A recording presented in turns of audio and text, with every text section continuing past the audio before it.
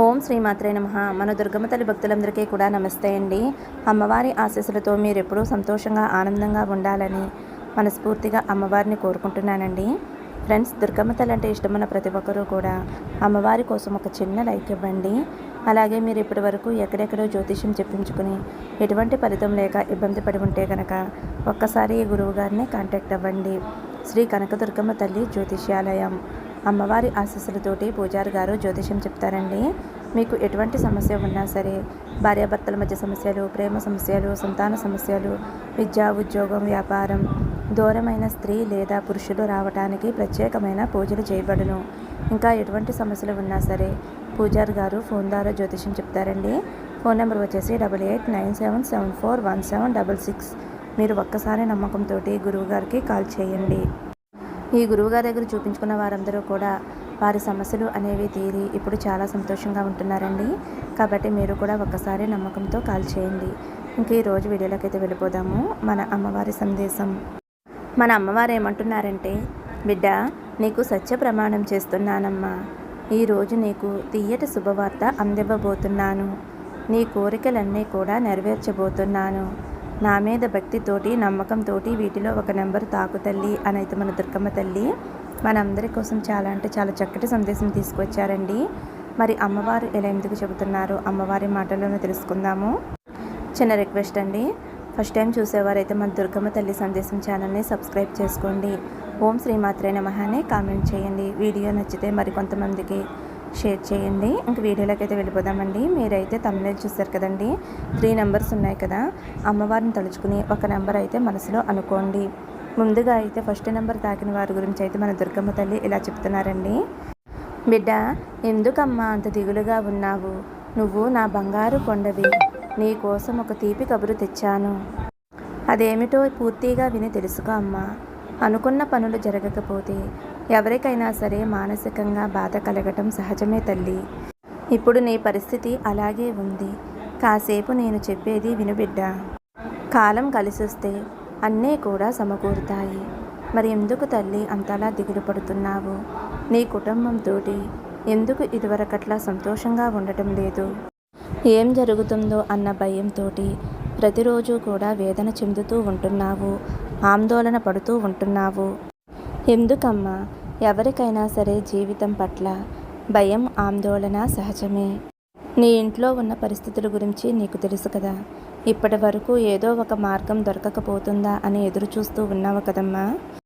నేను ఖచ్చితంగా ఈ సమస్య నుండి బయటపడతాను, నా కుటుంబాన్ని ఏ లోటు లేకుండా చూసుకుంటాను అనే గట్టి నమ్మకంతో ఉన్నావు.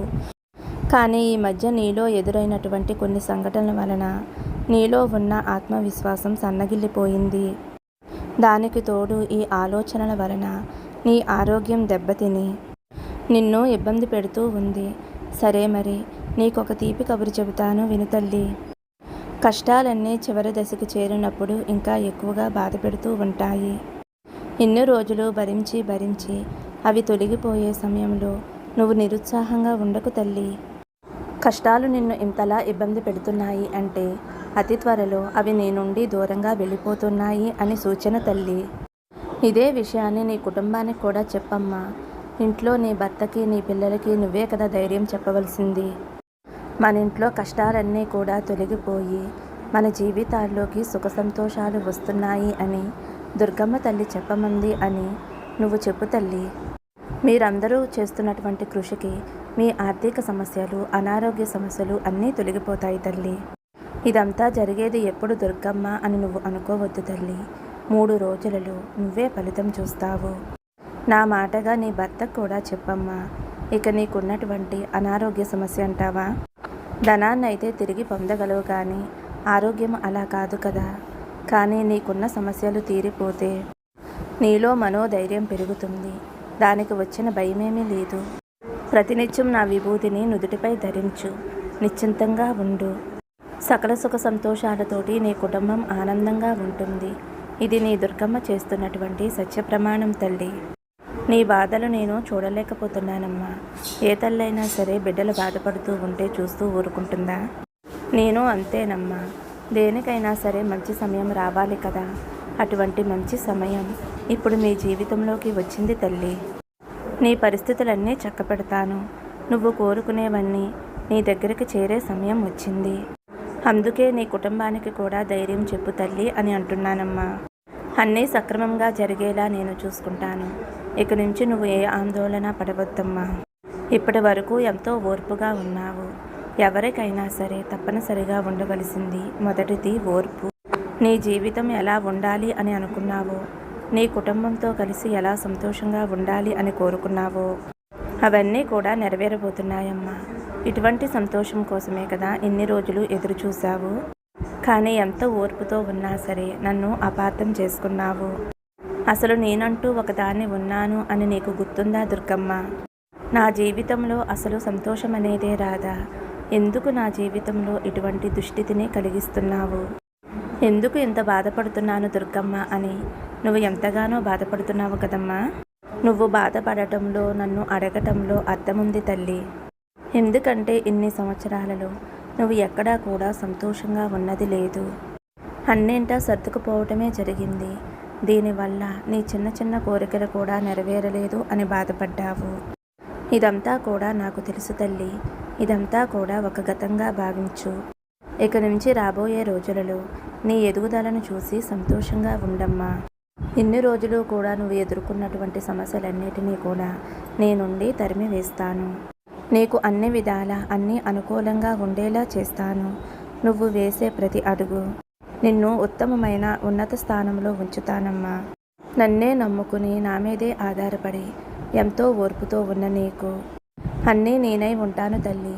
నువ్వు నన్ను మర్చిపోయినా ఎప్పుడూ కూడా నేను నిన్ను మర్చిపోను. కంటికి రెప్పలా నిన్ను కాపాడుకుంటానమ్మా. ఇది నీకు నీ దుర్గమ్మ తల్లి చేస్తున్నటువంటి ప్రమాణం. ఇక నుంచి సంతోషంగా ఉండమ్మా. ఇన్ని రోజులు నీ శ్రమకు తగినటువంటి ఫలితం రాబోతుంది కాబట్టి నీ కుటుంబంతో కలిసి సంతోషంగా ఉండమ్మా.